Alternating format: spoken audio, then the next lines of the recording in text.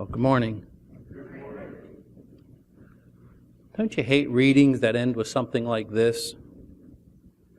The pitcher cries for water to carry, and a person cries for work that is real. Well, that means I could be dedicating my life to work that is not real.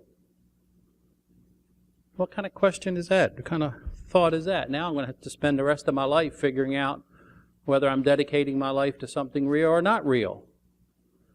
That question is now provoked in my head. What do I do with that?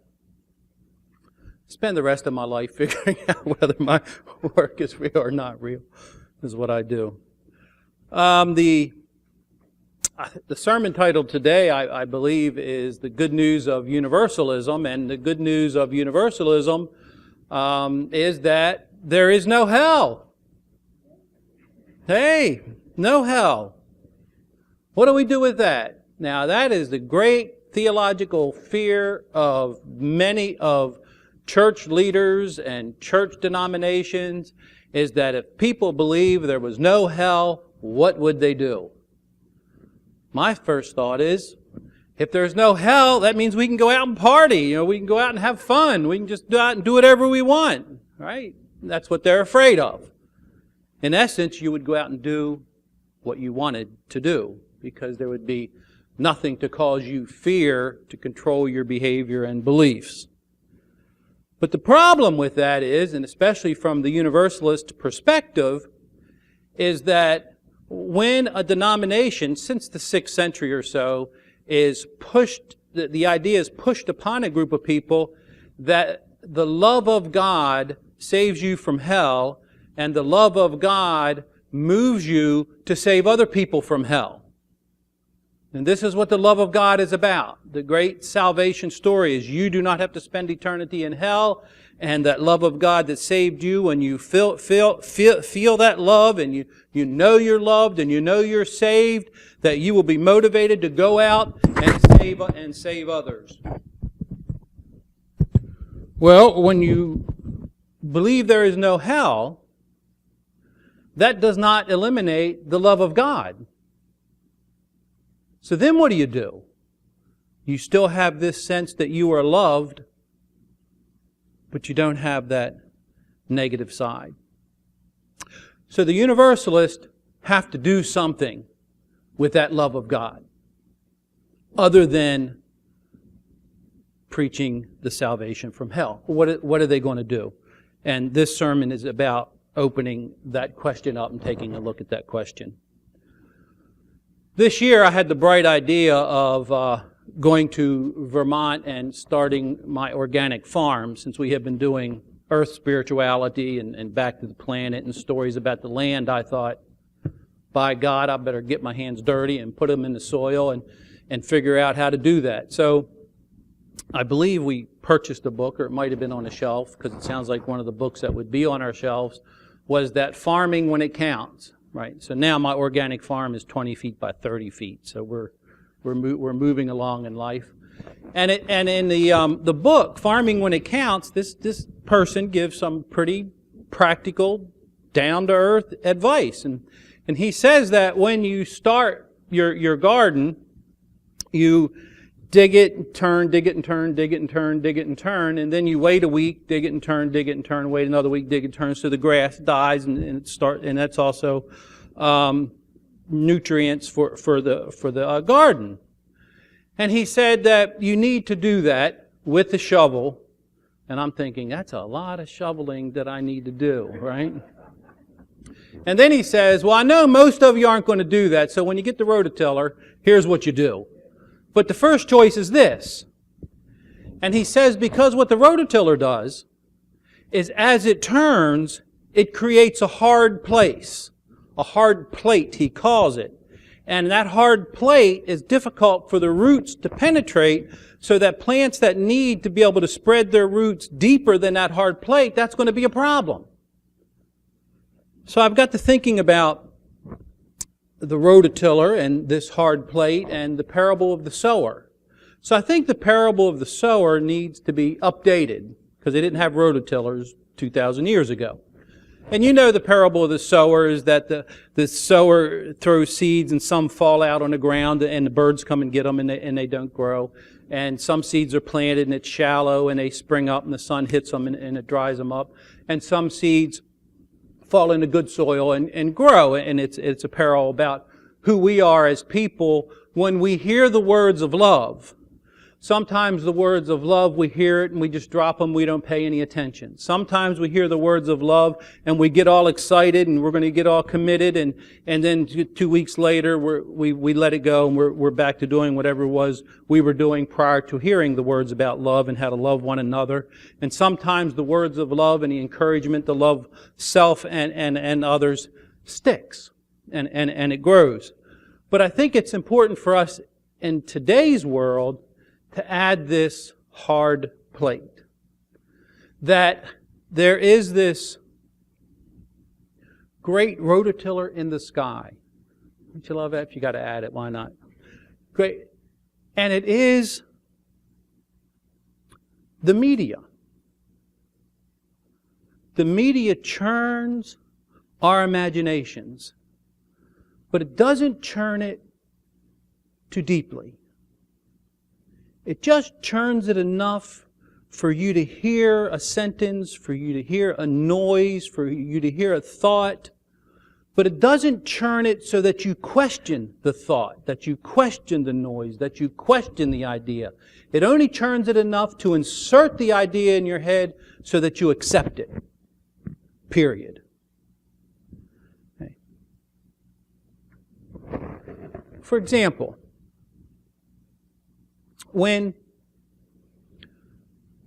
actually this did happen to me the other day. Somebody was mentioning the word social justice and immediately when they heard the term social justice, they said, oh, that's a code word for communism.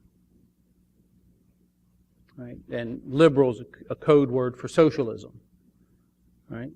Now, this is the rototiller, the great rototiller in the sky sending out thoughts and those thoughts come from the radio, they come from television, and there has been an intentionality to equate social justice to communism and socialism and liberalism. There has been an effort to do that, when really they're not. So they don't ask you to think about and reflect about the history of the words and where the words come from.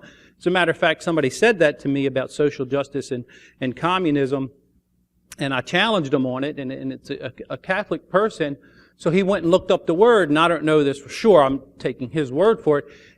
It was a pope that introduced the word social justice, so he let the argument go. Because now he was in a dilemma. He's got mass media, rototiller, saying social justice is communism, but now he's got the pope, I think probably 1890s, my guess, because they had a lot of social justice with popes with the pope at that particular point. Here's his spiritual leader saying social justice, so he was really trapped. Rather than let that break through the hard plate, in his mind, we just never had the discussion again. So that's kind of how it works. So I thought, because of that, that bothers me. When I'm having a conversation with somebody, or if maybe this has happened to you, you're having a conversation with somebody, whether it's about Unitarian Universalism or Universalism or no matter what it's about, and you're engaged and you really think it's a real conversation, right? And then that person says, oh, that's a communist thought. You're a communist. Or, oh, that's a socialist thought. You're a socialist. And that's the end of it. There's no more conversation. It's over. Now, I know from reading the literature of codependency, that's a technique called trashing. It is literally identifiable technique that's written about that you're having a conversation with somebody, whether it could be a debate, a conversation, a presentation, no matter what it is, and you're talking and it sounds good and good. And toward the end, the last thing you'll say something is they'll trash one of the things you've said and it wipes out the whole conversation and nothing changes and everything stays the same. So it's part of the addictive process to do that, in a way, by definition. So I thought, well, how do we get around that? Because we do have something to say, and we want to contribute what we say to the ongoing conversation of the community. And yet what we say gets included in the category of an ideology, and as soon as it does, it's dismissed. So I've created a new term, new group of people, not an ideology, that for you to think about. And this is called, I'm a territorialist. I'm not a socialist, I'm not a communist. I choose Unitarian Universalism because it's the best form of a religious gathering that expresses my territorialism. Okay? So what is a territorialist? And I think this territorialism idea breaks that hard plate because it's not an ideology. A territorialist is somebody that defends the territory. Did you ever wonder, like when we hold the flag up, the flag's a symbol, and why people get so upset when you disrupt the symbol, but yet when we tear apart the territory, we don't defend it? We'll defend the symbol, but we won't defend the territory. That's an odd thing, isn't it? The territory is not an idea. The territory is not a belief. The territory is not Republican. It's not Democrat. It's not Green Party. The territory's the dirt, the water. The territory is that line we put around and says, these are the United States of America. That's our territory. The flag symbolizes the territory, not an idea, the actual territory. And I'm going to say that as a territorialist, is that the right way to say that? I'm going to say that it's not okay to poison the water. It's not okay to poison the earth. It's not okay to poison the air. It's not okay to poison my food. It's not okay to put bacteria in the DNA of my food for some other things, which I just saw a film on Monsanto. Oh, it's not okay. There's no ideology in that, is what I'm saying. It's a direct relationship to the planet and the well-being of my body. So you can't say when I'm saying I want policies that protect the territory that I'm a socialist and forget it, or I'm a communist and forget it, or that I'm a capitalist that believes capitalism needs to be surrounded with a social safety net and regulations and protection, but yet I can still poison the water. No. We have to be able to have the conversation where there's a directness between who I am, and that means my body, and the earth. And when I do that, all the other ideologies fade away. So if somebody says to me from now on, we were at a meeting the other night, I think it was 2 Monday nights ago, talking about the conference that's coming up with a group in Stuart, Florida. And I was talking about Bruce Alexander's work. And he says that we should have social policies that ought not to promote addictions. Right? So I say, yeah, I'm for that, right? So I was talking about that, and she said, well, isn't that socialism? And I said, no, it's policies that reduce the outcome of addiction. That's what it is. But the person wanted to put that word on there and dismiss it. And I think as long as we deal in ideologies, we're never going to get to the universalism that we're going to talk about in a bit that Charles Skinner, Clarence Skinner, promoted. So that's one way maybe we can get through that hard plate, is try to define ourselves in a more direct relationship to what sustains us, this planet, our relationships with one another, so that we can move past those labels. Because it's when the person said, that sounds like socialism, what that person was doing was responding off of that hard plate in their imagination. It couldn't go deeper. It couldn't go deeper, because if we go deeper, we're going to be called to do something. So one of the tenets of this territorialism way of thinking comes from Joseph Campbell. And it reads like this. Now, before I read that, how many of you ever heard of Martin Heidegger or Nietzsche? The philosophers, right? And part of what the philosophers that guide our thinking and structure our belief systems and such, so they're important people in our history. There's a statement that many of them make, is that we were thrown into existence. We were thrown into this human existence, and in that thrownness, we're lost, and we're full of anxiety, and we don't know our place, and we have to find our place, and we have to do that, right? And so Joseph Campbell says this, and I think in response to that, he said, if you think of yourself as coming out of the earth, you're not thrown into existence. If you think of yourself as coming out of the earth, rather than having been thrown in here from somewhere else, you see that we are the earth. We are the consciousness of the earth. These are the eyes of the earth. Your eyes are the eyes of the earth. This is the voice of the earth. Your voice is the voice of the earth. Well, that's an entirely different way to think about who we are on this planet when we've been living with philosophies that have talked about we've been thrown into existence, and because of that thrownness, we are full of anxiety and have this sense of lost. With this earth spirituality and these words from Joseph Campbell in our new territorialism, with that, we are not thrown. We do have a place of belonging and emergence. We come out of the earth. Another example of this hard-platedness and the intentionality of this, of the creation of this hard-platedness so that we don't go too deep, and it is a direct affront to the sensitivity of the Universalist.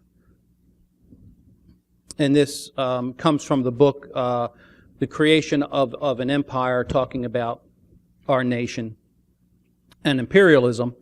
And it says, for many of the policy and opinion makers who seized on 9/11 to promote their vision of an imperial America, placing our nation on a permanent war footing was as much a form of domestic collective therapy as it was an international crusade to reshape the world.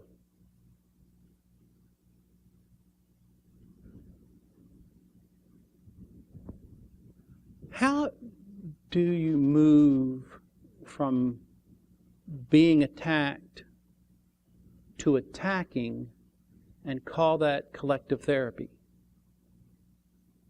So right away, my red flags are up. What is this person saying that permanent war is an act of collective therapy? Because as a counselor type person, we move toward a sense of peace, not agitation. We don't move toward aggression, we move away from aggression so that our truest selves can have a place to emerge and be nurtured, right? But here are policymakers saying this is collective therapy. Nothing less than the soul of this country is at stake, Norman Potzer wrote in a month after the attacks. Nothing less than an unambiguous victory. We're not really at war with anybody yet, or declared yet after that. I guess Afghanistan was in our sights.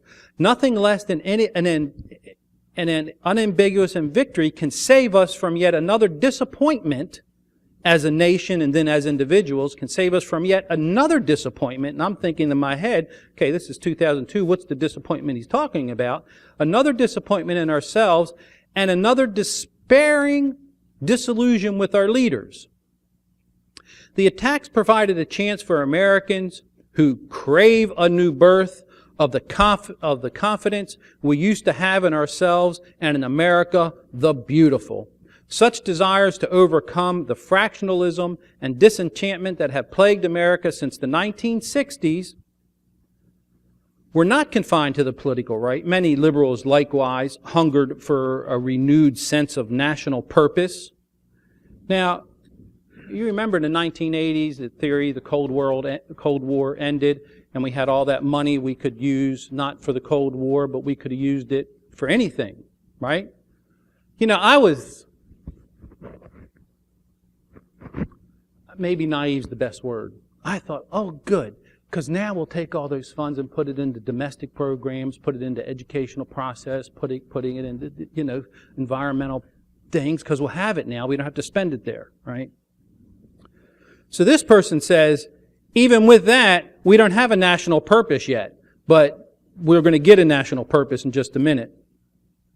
So the New Republic magazine called on the Democrats to join the struggle against Islamic fascism and rediscover their fighting faith in political liberalism. For their part, essayists Max Boot and Charles Crumphammer have expressed optimism that the brutality of a protracted global war on terrorism would finally form a callus over the national psyche, dulling the undue sensitivity to pain that spread in the wake of Vietnam.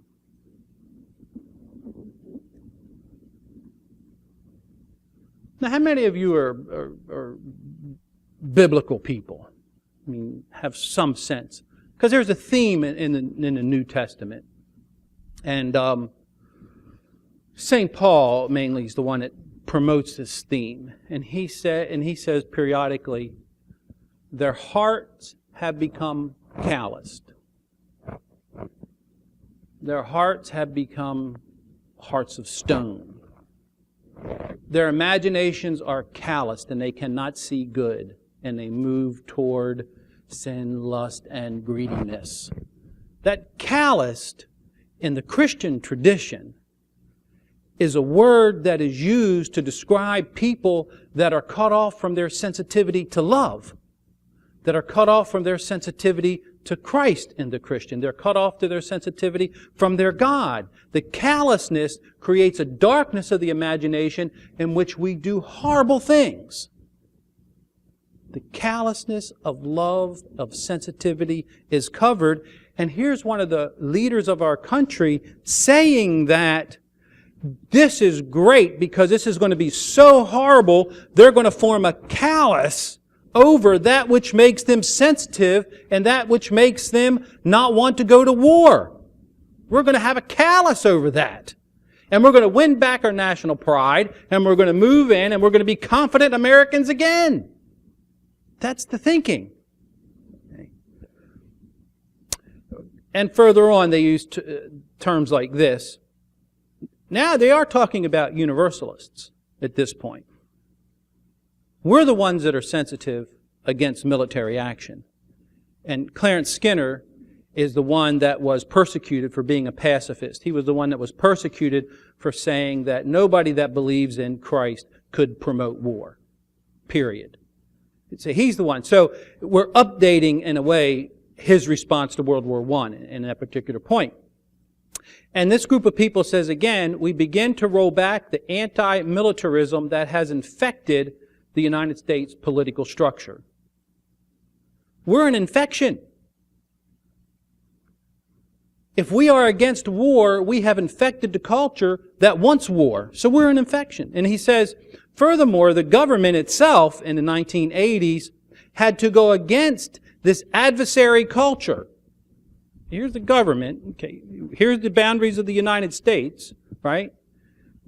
The adversary culture is within the United States, adversary against war, which makes them adversary against the government that wants war.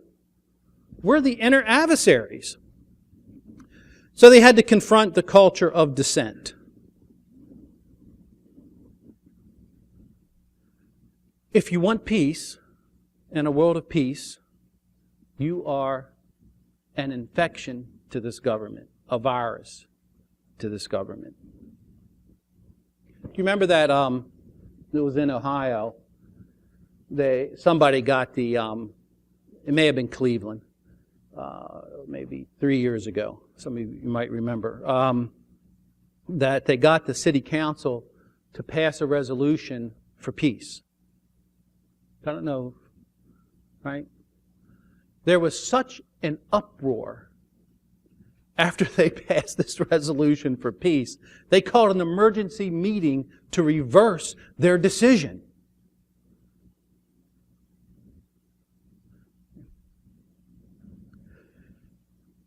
Clarence Skinner a Universalist in the time of, I believe he wrote this in around 1917. He was active in 1910. He was part of the social gospel movement, and his question is this: how to transform this old earth into the kingdom of heaven? That is the primal question.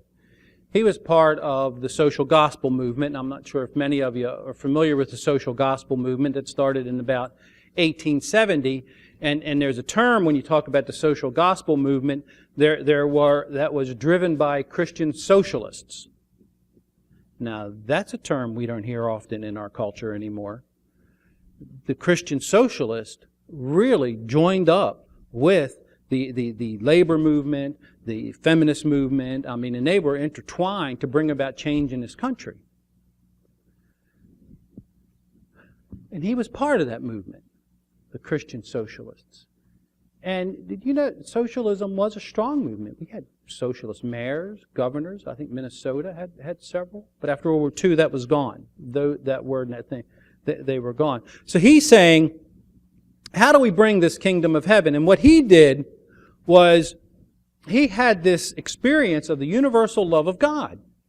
And he recognized that people weren't going to hell. That was no longer a question for him. So he had this mystical experience, and when he turned around and looked at the world, he just moved that sense of universal love from beyond the church walls into society. Universal love for him wasn't supposed to stay within the church walls. Universal love to him had to be moved out into all of society, into the economic structure, into the social structure.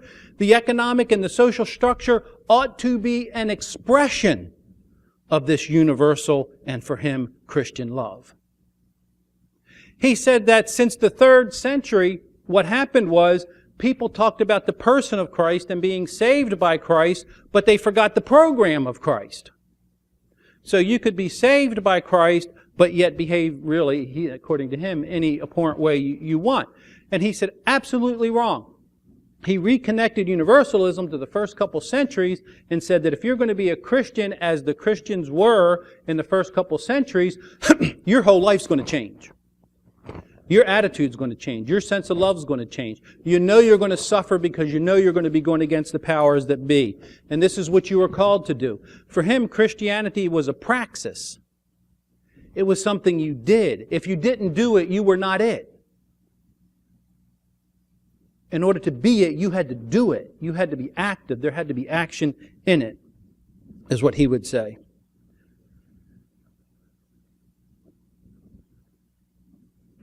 So the social gospel movement was a response to the poverty and the pollution and the economic oppression of the industrial age that had really kicked off after the Civil War. And you had Baptists, you had Universalists, you had Unitarians. It was a collective ecumenical response. And so they began to move that out into the world and attempt to move that out in the world, and indeed they did. But was not without strong opposition. And he had this to say about churches in general, to give you a sense of how he thought. Churches have always been in 2 groups. The first contains those which have developed in a vast and cumbersome organization which makes inertia almost inevitable. They have fulfilled the function of conservators of static racial and social and ethical ideas. They have acted as the bulwarks of industry and political systems. Their religion is a religion of authority, and their theology is a theology of divine hierarchy.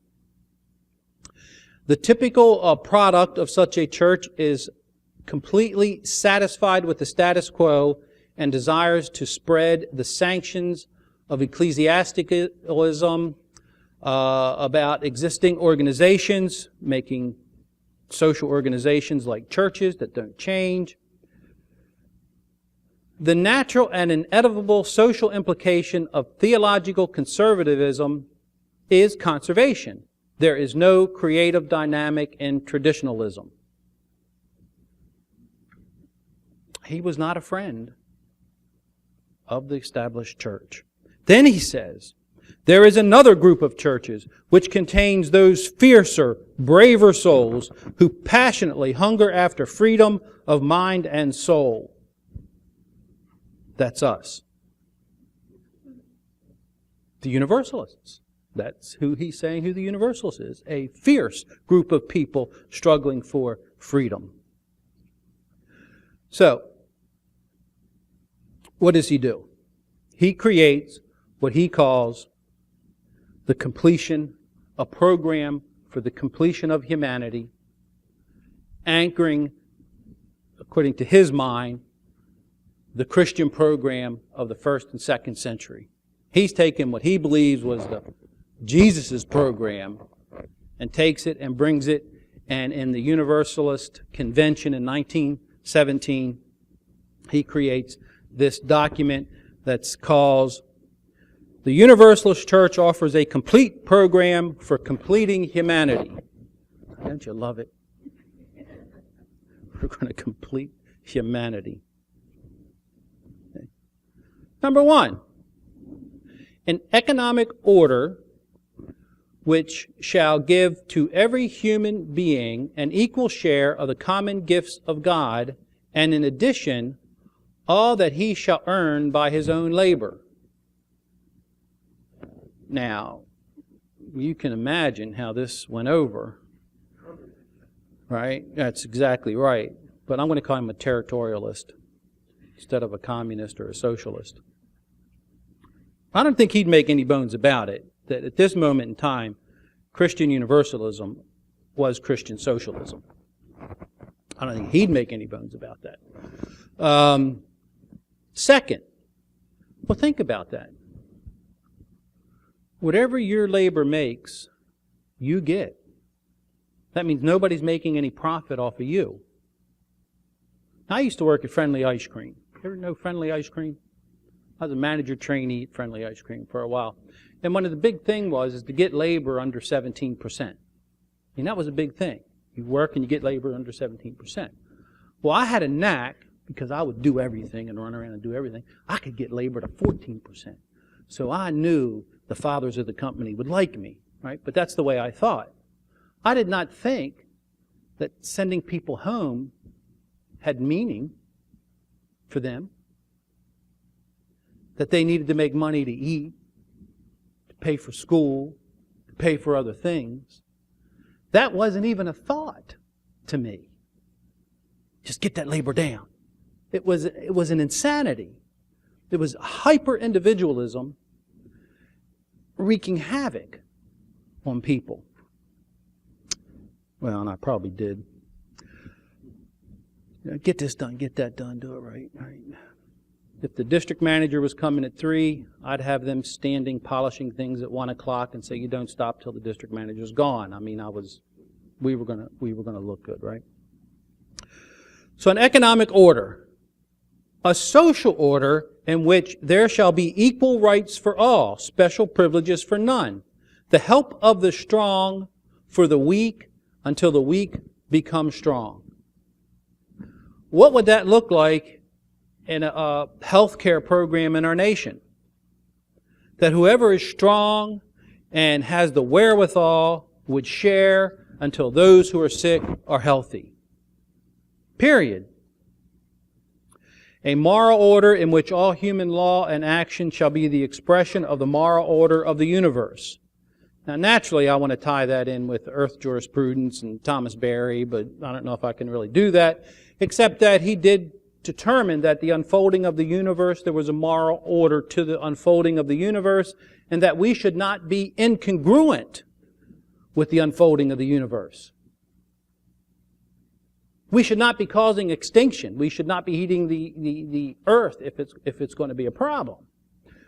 The spiritual order in which, so he's got the economic, the social, the moral, and the spiritual order which shall build out of the growing of living, of the lives living of men growing in the temple, the growing temple of the loving God. So for him, this was a natural outcome for experiencing the universal sense of the love of God. That was his driving motivation. if there's love within you and you are moving out by love, these 4 principles is how you would behave. Not calloused. Not having a rototiller up in the sky creating a hard plate so you can't hear the suffering of the people, so you don't participate in alleviating the suffering. Now, we have a curious thing. At the end of World War II, Franklin Roosevelt implemented financial reform, energy reform, social reform, did a lot of good things, but he felt that there were some things that needed to be done in order to prevent future wars. He knew that poverty was essential and foundational for wars. Wherever you have poverty, he concluded, you have war. And he wanted to end war. So he came up with something called the Second Bill of Rights, which some of you may be familiar with. And after the war, his intention was to implement this Second Bill of Rights. See if they sound familiar. The right to a useful and remunerative job in the industries or shops or farms and mines of the nation. The right to a job that pays well enough for you to earn a living. Provide adequate food, clothing, and I love this, and recreation.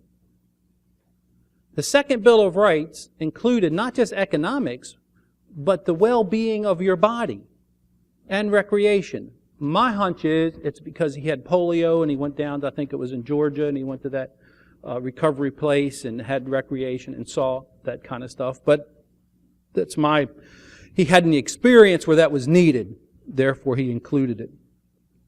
The right of every farmer to raise and sell his products and return, which will give him and his family a decent living. The right of every businessman, large and small, to trade in an atmosphere of freedom from unfair competition and domination by monopolies at home or abroad. The right of every family to have a decent home. The right of adequate medical care and the opportunity to achieve and enjoy good health. The right to adequate protection of the economic fears of old age, sickness, accidents, and unemployment. The right to a good education. And all these rights spell security. And after the war, we must prepare to move forward with the implementation of these rights to new goals of human happiness and well-being. Now, when I read that, I see Skinner's work. I see the work of a Universalist in there. That there is plenty, and that we should take this plenty and we should share it with all of us. There should not be those who are so favored that others have to suffer. There should not be those who have the best medical care and those who have no medical care. There should be those who have 2 or 3 houses and somebody else have no houses. The Universalists almost won. We almost got that into public policy. But it did not come about. As a matter of fact, I went to high school, college, took American history, liked history, so I took several classes in that and read all the books. But I never read about the Second Bill of Rights. That would have changed this country, and the defeat in not implementing this did change this country, because if we'd had it, we'd have a different country. And the work of the Christian Socialist and the feminist movement and that work that was done pre-World War I and right after World War I would have been implemented, and we would have had a different, I think, a more caring and a more generous country. So if we are to follow our Universalist heritage, we can't be passive or observers or bystanders. Because if we are, we can't be Universalists.